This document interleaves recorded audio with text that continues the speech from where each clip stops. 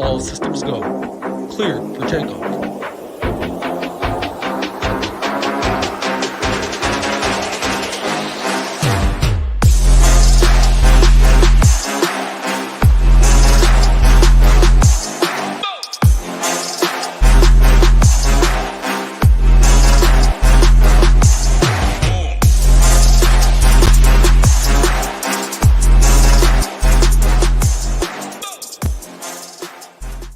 What's going on, everybody? We're back talking some fights. 12 fights in the Apex, 4 p.m. Eastern, Fight Night card.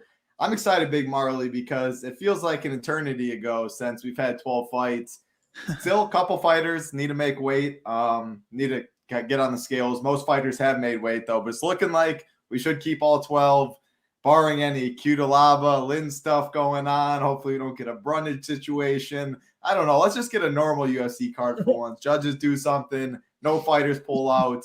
What's going on, Big Marley? How's your week going? Dude, amen to that. Agreed. Yeah, I think that there's a couple fights on this card I'm really looking forward to. But overall, I think it's a pretty good DraftKings card. 100K up top, so can't complain.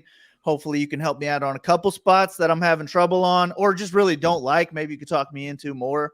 But looking forward to talking these fights with you.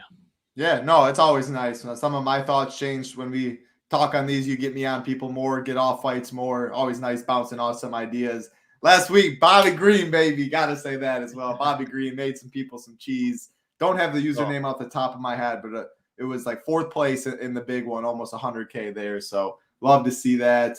If you do want to join us at chippination.com, you can get it in as little as $19. No better time. Friday, you get MMA this week. I think you get golf. Yeah, Golf Showdown still going on. Of course, you get NHL going on. MLB playoffs still going on. We're in the Discord a little bit for that. Not as much content, though, with it winding down for showdowns. But NFL, Sunday, tiers, afternoon slate, showdown, Monday showdown. Absolutely been on fire over here in the showdown streets. Little as $19 for 5 days. Getting on the action. Otherwise, we have a monthly package, 6-month package, yearly package. All of those come with Discord. This 5-day mission, it does not come with Discord, so it is a big piece of content, but everything else you do get. Big Marley, any initial thoughts on this slate? For me, I'm not locking any fights in this one. I'm not making any rules for that. There's 2 fights that do stick out. The main event, Charz fight, and there's actually, I should say 3 fights. Charz fight and McKinna fight. So there's 3 fights that should be very good. The winner should score well, but I'm not going to be locking or making any rules to have any of those fights or anything. What are your initial thoughts? And I guess I should say, are you going to be doing any of that? Yeah, I'm not going to make any rules. I would say that the Charz fight would be the one, if I'm going to make a rule on to have them all in my one of them in every lineup, it would be that fight. But I feel like maybe the last time when I won big, it was that card where they had the no contest, and it happened to be my one lineup that didn't have them in it. So at the same time, I don't really trust these guys. So I'll probably stay around 90% max anyways. So no rules, but I do think there may be one possible lock on this card because I do like quite a bit of underdogs on this card. So I think I'll be able to pay up for one. Love it. I think I might know who that one is, but we'll talk through it. Oh, no. So Christian Rodriguez did just miss weight, and that was definitely someone we had to keep an eye on. Hopefully the fight is on. Keep us updated in there. But, man, that 11 fight number we always talk about. 12 fights is the magic number because then at least half the fights you expect 6 winners, half the fights not on the optimal 24 instead of 22. Big difference for me. That's my favorite fight on the card from a watching standpoint. So please stay on the 140. So we'll talk about it though, like it's on. We'll monitor it though. That would be very sad, and of course we jinx it. But let's start first fight of the night. And again, like button, as you guys know, subscribe button helps us out a ton. Watching live, watching on playback, we do appreciate it a ton. Hope everybody out there doing well. Good luck tomorrow in your UFC contest. First fight of the night, one of the lowest owned combined ownership on the card. Women's division, Emily Ducate taking on Aselih Yoder. Ducate 9,300, Yoder 6,900. Minus one of the biggest favorites on the card, minus 400. Yoder plus 300 on the way back. This fight, one of the most likely to go the distance, plus 250 to finish. Yoder plus 1,300. Ducate plus 245, though. I'll throw it to you, I guess, right away, Marley. We know Ducate, one of the lowest owned or should be one of the lowest owned fighters on the card. You pay up for her, you can eat chalk in other spots. I think there's couple other spots up top though that might not be as low owned as Ducati, but they're still going to be low owned, and I think they have a better chance of making the optimal. Kind of talking Lisboa in that range. People would rather go to McKinna. I'm not really going to get to Ducati too much. In 150, I get it. I'll probably have some. Again, it's very low ownership. It's MMA. When you win, how much do you win? 20 teams or less. I'm probably not going to get there. I'm more interested in the dog shot just because of the price, hoping you get a win. But, man, it is gross clicking Aselih Yoder's name. So what are your thoughts on this one? Yeah, I mean, I would actually rather click Aselih Yoder's name if I'm choosing between the two on this fight. But I think this is my least favorite fight on the card, and I'm going to try and fade it overall. 9,300 for Ducate's just too much. I mean, she's not going to be looking to wrestle. If she does, that's what's going to put her in danger here, because the only way Yoder wins this fight is getting it to the mat. But I would think Ducate, for her to make the optimal lineup, I mean, she's going to need a lot of other big favorites to lose, but she probably needs a finish to outscore them. She's plus 245 inside the distance, so like maybe it's not the worst ownership play, and I do think she has her outclassed on the feet. Maybe she just is too much. Yoder gives up at some point. No, she's not going to get the takedowns. No, she isn't going anywhere in the sport, so just looks for her way out, takes the paycheck, and goes. I'm not against a Ducate play for that reason, but I think she probably wins and she scores 75 to 80 points, and that's just not going to cut it at 9,300. But if Yoder wins, which isn't likely, but she scored like 93 and 105 in her last two wins, it's going to have to come through the ground. The 105 is going to have to be a submission at some point, but I do think she could grind out 2 rounds on the mat, take this one on the scorecard, and if she does win, I think she scores 10x or more. So she'll be unowned as well. I'll probably take a couple shots on Yoder, but overall, this is a fight I'm trying to get away from. I expect Cody to win and just not score enough. Yeah, so we see it for the same way. I prefer Yoder. You prefer Yoder just because of the price. Like 75 could be enough. It's not what we're cheering for, but she can throw some decent volume. Definitely a dog or pass on that. But the more we're talking about it, for 150, which if there's 12 fights, I always do the $3 150. We'll see about the main one. But in that $3 150 one, I'll have some of Ducate, and you talking about it made me even like it more. Because like you said, 245, that's not the worst by any means. Should piece her up at distance. I love her calf kicks. So I wouldn't be surprised, like a 3rd round finish or something, 120 significant strikes. It's not the craziest thing for ownership to get different. But yeah, with 20 teams or less, I'm still not going to get there and prefer the Yoder side. We'll keep it rolling too. Yeah, that was one of the worst fights on the card. So a little better, not much better in the upper tier for me though. Chris Gutierrez, Aselih Yoder, $9K for Gutierrez, 7,200. For Aselih, looking at the odds, Gutierrez about minus 300, 250 on the way back. For Aselih, this fight plus 195 to finish. Gutierrez plus 325, Aselih plus 475. Again, I just can't get to Ducate and Chris Gutierrez. Very similar. They're not going to wrestle. They're going to stay on the feet. They both throw good calf kicks. Not great finishing odds in the upper tier. We're going to talk about some of these guys. Terrence McKinney, hint. Absolutely insane inside the distance prop. I'm kind of looking, and everyone in this upper tier range, can they outscore Terrence McKinney? Yeah, I guess in MMA, anything can happen. They can, but the likelihood for a striker, not a known finisher, to get that done, I just can't get to Gutierrez in 20 entry and below. I'd probably rather go Ducati route. And as far as the other side, yeah, I mean, if I'm not going to play any Gutierrez, Aselih can walk forward. Gutierrez has been hurt. Maybe he finds the chin. I'll be mixing them in, but I think Gutierrez wins a decision and chops that leg down more likely than not. So how do you see this one going? Yeah, I think this is just like the last fight, except that I think Gutierrez has less finishing upside with his plus 400 inside the distance, and I think Aleng has more finishing upside, not only with his submission abilities, but he has that one-shot knockout power too, where Yoder just doesn't have that at all. So I think Aleng's in play, as if he wins, he probably scores over 10x or more. But I think he's outclassed on the feet. I think most of this fight is going to take place on the feet. Give me Gutierrez to win 2 or 3 rounds and just score 75 points and not get there. But I would say that I prefer Aleng to Yoder, and I prefer Ducate to Gutierrez. And I think that the field might be more on Gutierrez than Ducate as well. So that's another reason, if we're looking for one, to get to Ducate. Yeah, I think both will be really pretty low owned. Like if you like whatever side you like more, and if you want to play it that way. I think you're probably right with the price savings. What's going on, man? It's Ancient Coins. Hope everything going well with you. My last point I was gonna say, oh yeah, we're lockstep on these first two fights, and I agree with your rankings as well. Aselih over Yoder for the one bank, just more finishing upside, and Ducate over Gutierrez. I think more finishing upside there. So yeah, lockstep in the first two fights, and if you have none of the first two fights, think you're doing just fine as well. So we'll keep it rolling. I'll let you go first in this one. See if we differ on this one. Pretty tough. Melissa Dixon, Arena Alexieva, 8,600 for Dixon, 7,600 for Alexieva. We got about minus 140 to minus 155 for Dixon, plus 120 on the way back for Arena. This fight, minus 110 to finish. Dixon, plus 180. Arena, plus 350. What do you see in this one, Big Marley? Yeah, man, I was thinking if we lose a fight on this card, I really hope it's this one. Because, I mean, I'm really not looking forward to watching it. I think they're both pretty bad. But I think it could be just one of the worst striking matches if it happens to take place on the feet, where neither one of them are going to score well. But I also don't have a good idea of how this is going to play out.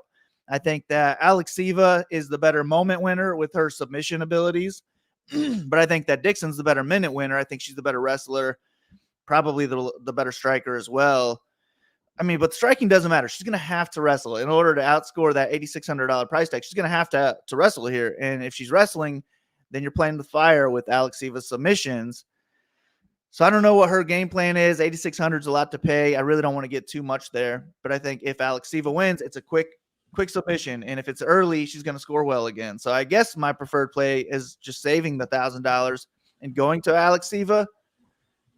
But I'm picking Dixon to win. I'm not sold on either one of these guys. I don't love submission or bust type fighters. So give me Dixon to win on the scorecards and just hopefully not score well. So I'm trying to get away from this fight. But at the same time, I'm fine with 10 to 20% of either side.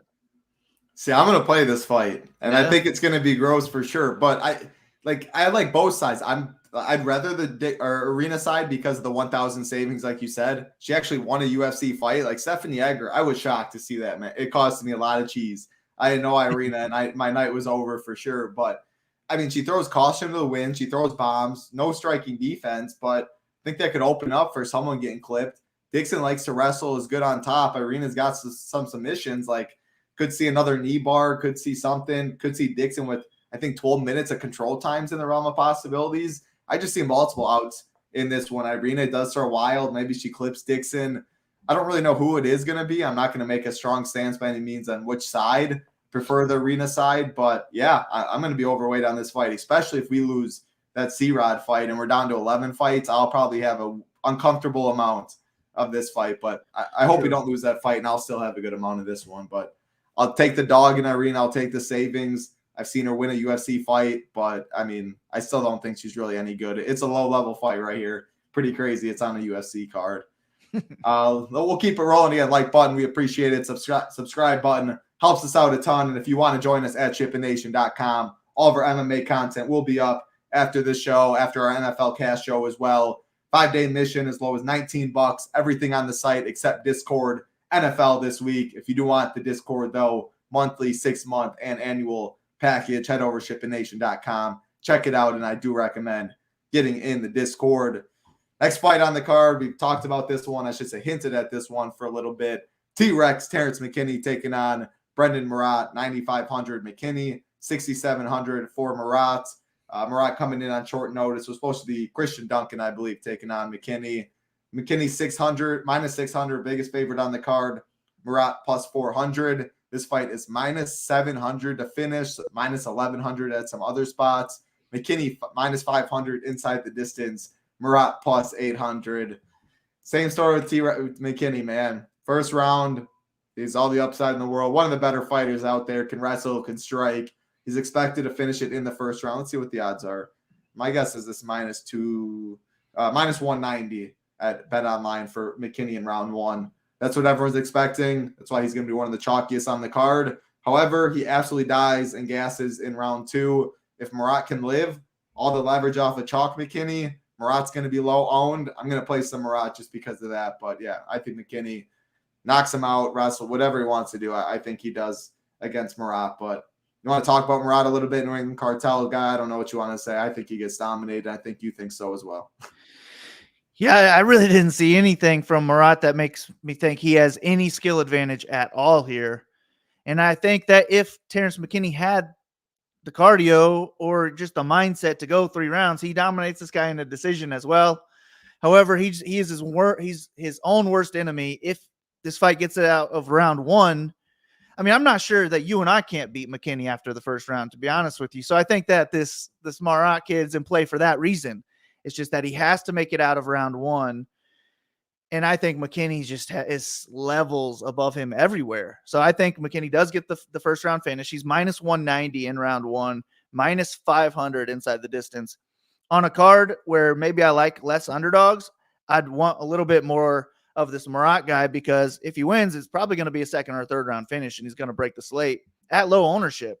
But I like half the dogs on this card, to be honest with you. So I don't think I need him, and I don't like a lot of pay-up options. So I think McKinney's the closest thing to a lock for me that I've seen in a while, and I would do 100%. But I'm the curse, man. If I do 100% on a fighter, it's like my fault, because I think the last 2 I can remember are what's the guy's, Cody Brundage, Malkoon. Oh, Malkoon. And then the one before that was like Carl Williams against Chase Sherman, and that was like scratched right after lock. So I'm like, okay, I can't be doing 100% anymore. So maybe I'll do 95% McKinney just so I don't curse this guy, and then I'll get the 5% Morat.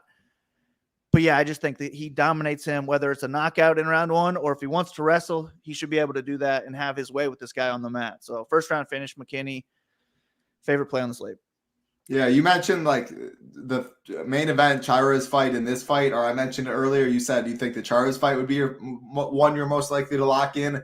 This would probably be mine, with just the fight, the nature of McKinney fights. However, I'm not making that rule just because like 9,500 McKinney can be the highest scoring fighter on the slate and still not be optimal with the pricing, obviously. So that is the only thing holding me back from it. I still want a ton of McKinney, and I agree with you. I think there's enough live dogs on the card where. On a card where I hated all the dogs, I'd probably get more Morat just because the path is clearly there, but I'm with you guys. For 9,500, do you think he pays off? I would say he does pay it off. And if it's on the feet, he will pay it off. Like if he gets the knockout, he will pay it off. But the worry is almost like he goes out there, doesn't even throw a strike, lands a takedown, gets this guy in an arm triangle, finishes him in a minute and 2 seconds, scores 97 points. Then you might just get outscored. So I think that's a worry not to go all in. But yeah, I do expect him to score 100 plus. Yeah, and also the thing is, like, he scores 110. Like, that's the thing about like MMA, like 10x, which like you can definitely say all that stuff. Like, he scores 110. That still might not be enough just with the nature of the slate and pricing, how other guys do it. But yeah, GK for a good question. I'll definitely have a lot of McKinney. He'll be very popular as well. Hope everything going well with you. Ross K loves the cutoff for Big Marley. Keep it rolling though. Plenty of fights to talk about. Next fight on the card, Tanira Lisboa taking on Ravina Oliveira. Lisboa 9,400, or Oliveira. Lisboa 9,400, Oliveira 6,800. Lisboa minus 311, minus 325, depending where you look. Oliveira about plus 260, plus 280 on the way back. Women's division, this fight's minus 145 to finish. Lisboa minus 110, Oliveira plus 625. Interesting fight here. I mentioned earlier, like Lisboa's, I'm not playing really Ducate because I like Lisboa more than Ducate. She's expected to finish this fight about minus 110, minus 115. Everyone would rather get to the 100 more for McKinney, rightfully so, way better play on paper. But if you're talking a 3-4 times ownership discount, this is where I'll be going to get a little different on spots. What are your thoughts on the Lisboa play? Any dog interest in Oliveira? No dog interest in Oliveira, just because I just don't know what to expect from her. The 2 fights that I saw were against 0-0 opponents, and she lost one of them. And almost all of her fights are against 0-0 opponents, which is the issue. Her last win was like maybe an 8-4 or something opponent, but I couldn't find film on it. And the film I did see I wasn't impressed. She looked sloppy. She couldn't get the takedown. She was just holding this girl against the cage. I think she's in play to hold Lisboa against the cage. That's what Jessica Rose Clark did for half the fight. but she was still losing that fight. I just think Lisboa is better everywhere from what I've seen. I expect her to get a TKO at some point if this fight stays standing, but I think she could also wrestle possibly if she wants to here. I think she can win any way she wants to, and that's the worry. If she just goes out there and has a striking match for 3 rounds, I don't think she's going to score enough. So I'd much rather have Terrence McKinney. It's just another pivot away from McKinney. If she's going to be, twice as owned as Ducate, then I probably prefer Ducate, I guess. But yeah, on paper, give me Lisboa as more likely to score well. I'll take her to get a 3rd round TKO just from this girl not being on her level and possibly just looking for a way out. Maybe she's standing up, the ref stops it against the cage, something like that. Yeah. I don't, if she's going to be 2 times higher on the Ducate, I don't mind that at all. I don't think it's going to be that far apart, and Lisboa I think will be low enough. She's minus 110 to finish. Ducate's plus 245. So I guess that number's drawing me in more. Like you're saying, it's hard to predict. Like, yeah, Lisboa has a background in Muay Thai, came over here, has multiple submission wins, though. You look at the books, bet online. So Lisboa is minus 110 inside the distance, plus 175 for decision, plus 325 for KO, plus 235 for submission. So the books have no clue. She can win in any which way, and no one's going to be surprised. But you do kind of like that. I mean, Olvia is a wild card. So I'm not going to completely fade her because, like you said, who knows what to expect. And she's really cheap. She'll be low owned. Any win could be enough. So I'll take a shot on a low owned dog. Women's MMA, it's probably always a dog or pass, as we know nowadays. So I'm on the Lisboa side. I'll probably have more of her. But yeah, I don't think Olvia is the craziest thing with so many unknowns.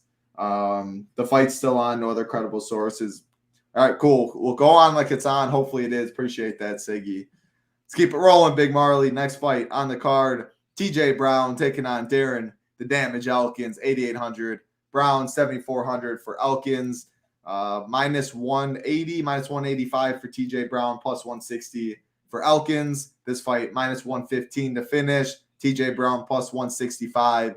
Darren Elkins, plus 365 inside the distance. What do you see in this fight? How are you attacking it?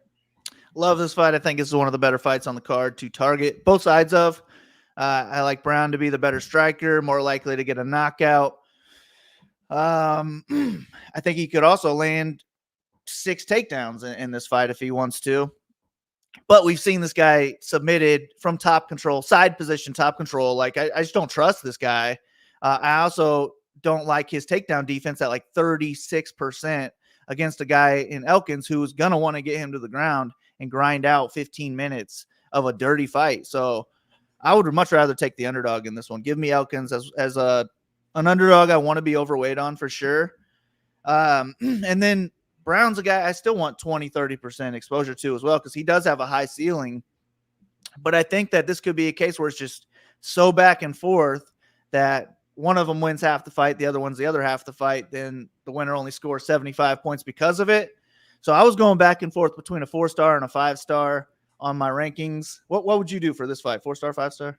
I'm thinking 5-star. I get your point for sure about like half the fight. First half, TJ Brown, he gasses. Second half's Elkins and all that. But I'm thinking there'd be enough like reversals and just stuff on the mat that the points are going to rack up, takedowns, control time, reversals, where like I think these wrestling scrambles are going to be great. I would be surprised if it's on the feet majority of the time. If so, I just think TJ Brown knocks him out at some point before that. And I get it, man, like knocking the damage out and all this stuff, but he is so slow on the feet. Nothing is worrisome coming his way. 39 years old. You know what I mean? Like TJ Brown, athletic. Like it just feels like if it's on the feet, he should knock him out. I think it's mainly on the mat. Like I'm going to I don't care who I have more of this fight on. TJ Brown's my pick. I don't think I'll ever be able to pick Darren Elkins again in my life at 39 years old. He looks way over the hill, but he keeps getting the job done. He has cardio, and TJ Brown has very poor fighting IQ and no cardio. So I totally get it, and I'll be mixing this fight in. I'd probably say 5 stars, though, to answer your question, though, because I think there's a lot of wrestling. Who's the better wrestler? Who can do it for 15 minutes? That's what we'll find out, but I want to be overweight. Yeah, I think once I finish building my lineups, I'll check out my exposure, and then I'll adjust my 4 or 5 star based on that. Yeah, I love it. That's how I do it too. But yeah, I agree totally with your breakdown. I'm picking TJ Brown. That 1,400 could be enough, though, for me to have Darren Elkins. I'll be cheering for a fun fight, a lot of wrestling, and all Darren Elkins fights are fun. So That'll be a good one. We'll keep it rolling again. Like button helps us out a ton. We appreciate it in advance. Excuse me.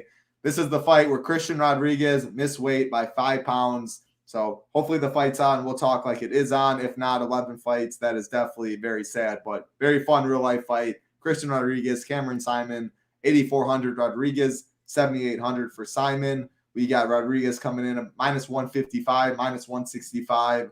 So it looks like he's taken some money. Maybe it's 145 now. The line's jumping out and down with the line with him missing weight, but minus 145 to minus 155 range. Simon plus 125, plus 130 range. Plus 130 this fight to finish. Rodriguez plus 250. Simon plus 350. I mean, man, is Rodriguez going to keep being the hype train derailer? 25-year-old C-Rod.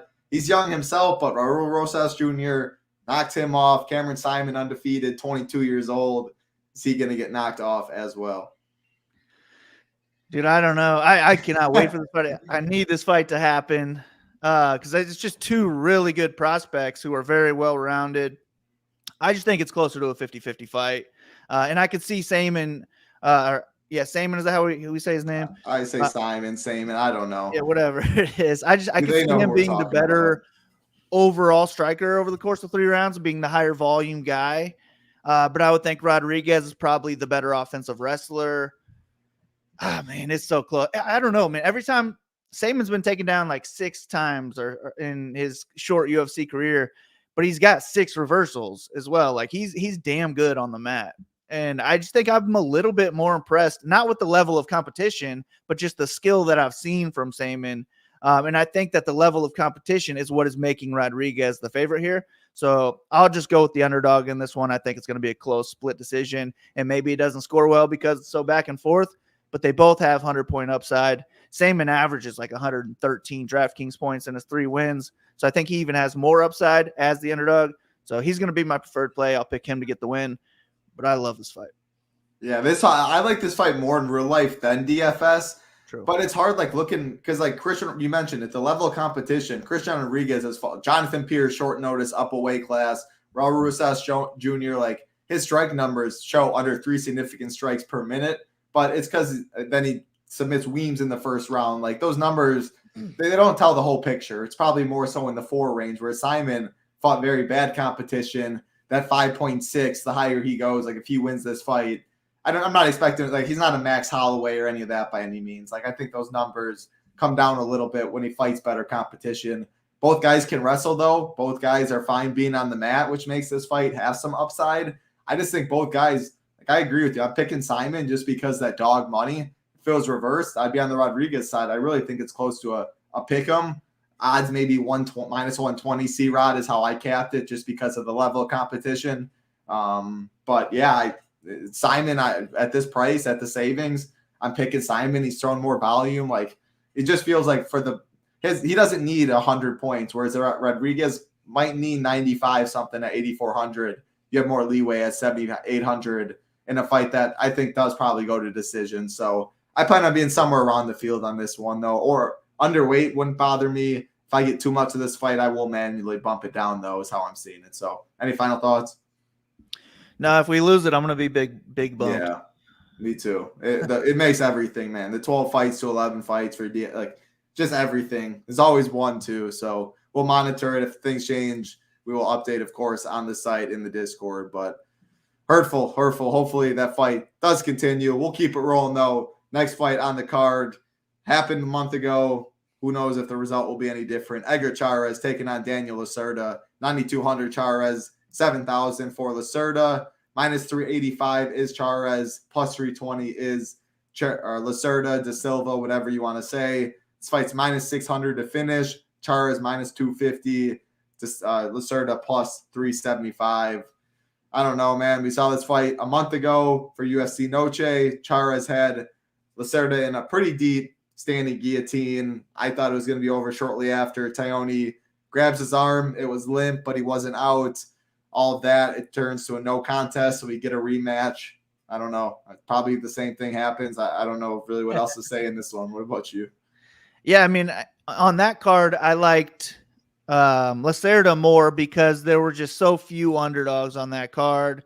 lots of favorites we wanted to pay up for. So I was heavier on Lerta. I think I was probably around like 30 and 30 or something on my actual ownership. But on this card, there's less big favorites I want to pay up for. There's more underdogs I'm interested in. So I'm flipping it. Give me Charz. I mean, I picked him last time, but give me Charz as my for sure preferred play this time. And I plan on having him in, 50% or more of my lineup, probably more than 50% of my lineups. And then I want Lerta in 35, 40% as well, because if Lerta wins, he's got one of the highest ceilings on the card. I would expect 100 points or more if he is able to get the job done. First round's going to be the closest, but after the first round, Charz takes over, finishes them in the second or third. But he damn near finished them in the first last time, so he could finish them in any round. So I prefer Charz, but the second best fight on the card behind McKinna. Yeah, I mean, the sort of like I've played him so many times. I've donated so much money on him because he's so fun early and he has all the upside. Like he almost won the Vergara fight. He had moments in the Jeff Molina fight. Like he's shown it. He really didn't have any moments against Charz though.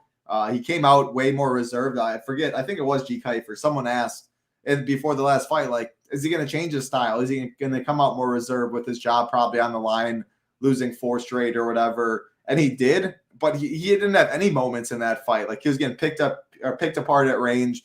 He got the takedown, but couldn't do anything with it. Charz got right back up. Like he has to come out like a wild man is how I see it.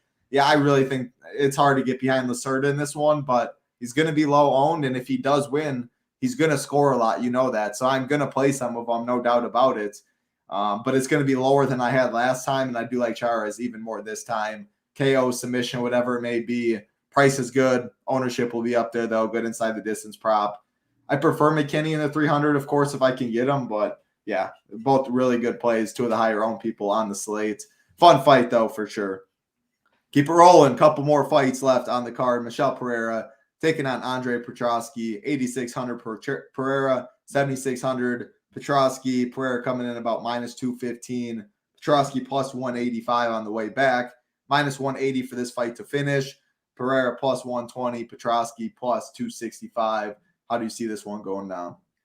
Another great DraftKings fight to target. It's only got the minus 180 inside the distance line. So, like, you definitely like the Charz and McKinna fights more. But this is one where we don't have to have a finish for it to score well. I think any win from Petroski is going to score well, probably 90-plus points, because he has to get this fight to the mat. He should be a clearly better grappler, should be the much better wrestler as well. I always worry about his cardio. He just slows down so much and just looks so tired in fights, but he always fights through it. Even gets third-round submissions, which is wild. So even though I feel like he gasses out in every fight, it's kind of like the what's that dude's name? Dricus. Yeah, Dricus. Yeah. It's like him. He fights through it and still looks just as good. So I'm not gonna fade his cardio here. And Pereira's moving up in weight here to 185 pounds. I think he's going to be clearly the better striker, can knock out Petroski in any round. But I think he's going to have to knock out Petroski, especially if he's spending time on his back or stuffing takedowns against the cage.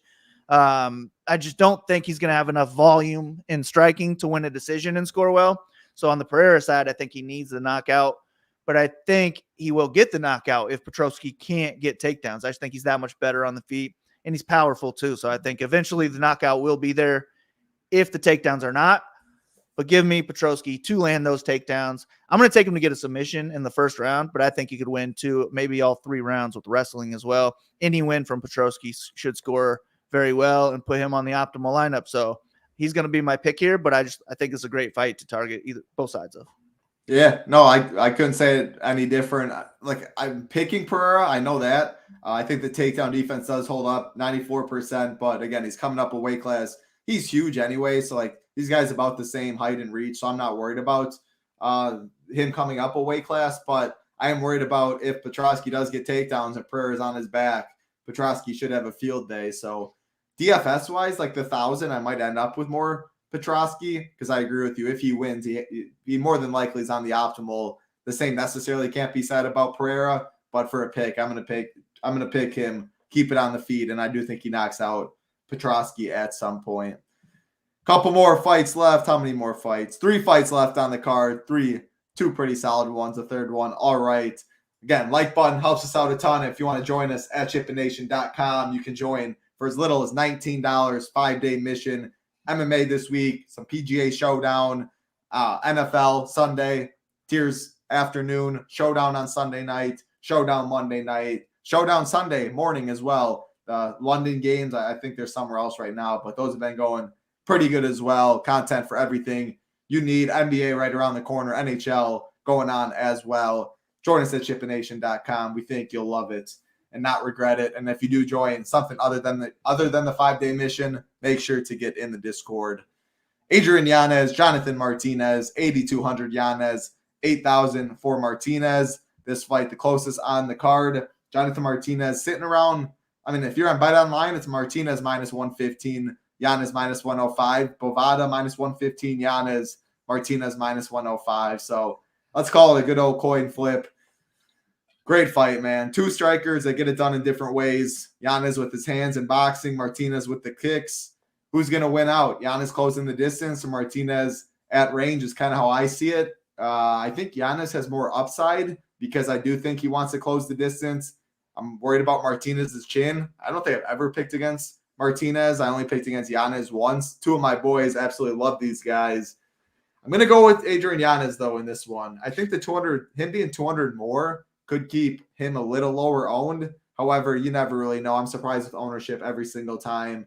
But it mainly comes down to, I just think Yanez can get on the inside and crack him at some point. And what Davey Grant did to J Mart, dropping him, and I think Cub dropped him, or he got it dropped again at the end of a round, or Perez maybe or something. I'm worried about Jonathan Martinez's chin. And Yanez, yeah, he did get coming off a knockout loss to Font. I think he can take Martinez, that's the kicks, it's the body kicks, the leg kicks. He mixes it up more. I think he can hang in there for 15 minutes, whereas Yanez has more KO upside. So I'm picking Yanez to catch the chin at some point. But I think he's probably the minute loser in this fight. If it goes to decision, I think I'd rather be having Martinez tickets. So interesting take, probably. That's how I see it, though. What about you? Yeah, I kind of favor Yanez in this one. I think Martinez has faced the better competition, and that's why. Plus, we have Yanez coming off a loss, Martinez coming off a pretty decent win, whether it was deserved or not. But I think that recency bias is kind of playing into this line. But I slightly favor Yanez. I've never been impressed with Martinez. I just think he's pretty good. He's all right. He's UFC caliber. But Yanez, I'm impressed with. His hands are very impressive. The angles he throws at, I love it. And it's those shots that you don't see coming that knock you out. So I think he's very in play for the knockout here. He's plus 145 inside the distance compared to Martinez plus 250 inside the distance at basically an even line. So I'm on the Yanez side for the upside because I think all the upside is going to be in the knockout. I don't see either one of these guys landing takedowns. I don't think it's going to be high enough volume for them to score 100 points in a decision.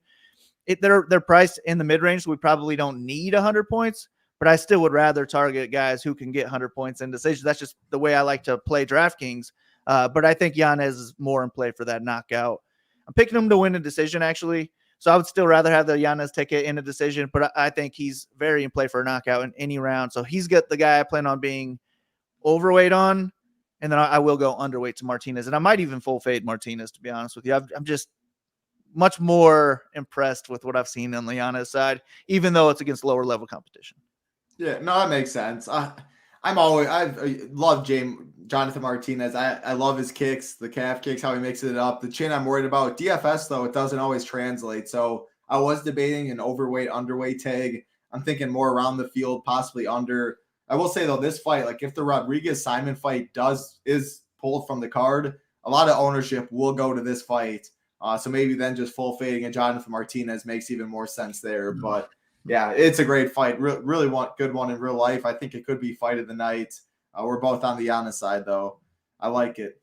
2 fights left. I said 2 good, or when I said 3 fights, I said 2 good ones, 1 not so good. And this is the one, in my opinion, not so good. Jennifer Maia, Vivian Araujo, 8,500 for Maia, 7,700 for Vivian. This fight is minus 150. Maia plus 130 for Araujo, plus 325, the most likely fight to go the distance, plus 325 to finish, plus 450 on the Araujo side, plus 675 for the Maia side. got to fade some fights. Easy fight fade for me. If it beats me, it beats me. I get it. Maybe someone wrestles, get some control time, whatever happens. MMA, there's a lot of volatility, a lot of variance, but I mean, sign me up for all these other fights over this one. So nothing for me. Yeah, I'm in on the Maya fade, but I like Araujo exposure in this one because I like Araujo. I think this is a 50-50 fight. And I think she's the one with more DraftKings upside. Maya has 6 UFC wins. She is averaging 78.8 DraftKings points in those wins. Araujo has 5 UFC wins. She's averaging 83.6 DraftKings points. At 7,700, 83 is cool, but at 8,500, 78 is not cool. So give me dog or pass on this one. I think it could be just so back and forth, or even Araujo puts up a 65, 70 point win and doesn't get there. But I'm picking Araujo to get the win in this one. I think she's more likely to wrestle. I think she has more knockout power as well, which I don't expect, but it's in play for a low-owned fight. So give me Araujo. I do plan on being around field weight on her, maybe over. But I'm going to try and X out Maya on my whole player pool. All right. You'll have me. That's what you got me on this show reconsidering. Last week it was the Al Hassan, which I did get a little Al Hassan in the 150. I needed him, actually, my best lineup. This week it's going to be the Vivian side. I'm going to debate. I get it. The price play. She could wrestle a little bit, stay safe on top. So, especially in 11 fights. If it goes down to 11 fights, I think I'll probably need a little at that price. So, that's the one I'll reconsider. I agree with you on the Maya side for sure, though. Yeah, man. If we lose the Saman fight, almost all of my exposure is probably going over to Araujo, and I'll be overweight for sure. Yeah.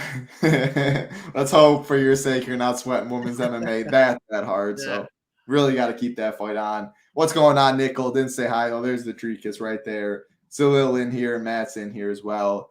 Main event time. Again, everyone, 34 people watching live. We appreciate you. A lot of people watch on playback. If you have not taken a second out of your day to hit that like button, please do that now. Leave a comment who you think biggest upset. Let's do that. Leave a comment on your favorite upsets of the week so far. Maybe I'll bump a little of exposure because of that. Fun main event right here, Big Marley. Sadiq Youssef, Edson Barbosa, 8,700. Youssef, 7,500 for Edson. Sadiq about minus 160. Edson plus 140. This fight's minus, minus 250 to finish. Edson plus 175. Sadiq Youssef plus 135. So it's a great fight. Like, you look at the pricing, you look at the props, you look at all that. The main event, some people are probably like, why wouldn't you lock this fight in? I don't blame anyone if you want to. My reasoning is, though, like, I could see a second or third round knockout from either guy, and 80-85 at this combined ownership is worth fading, in my opinion, is how I see it. I just think both guys are respectable on the feet.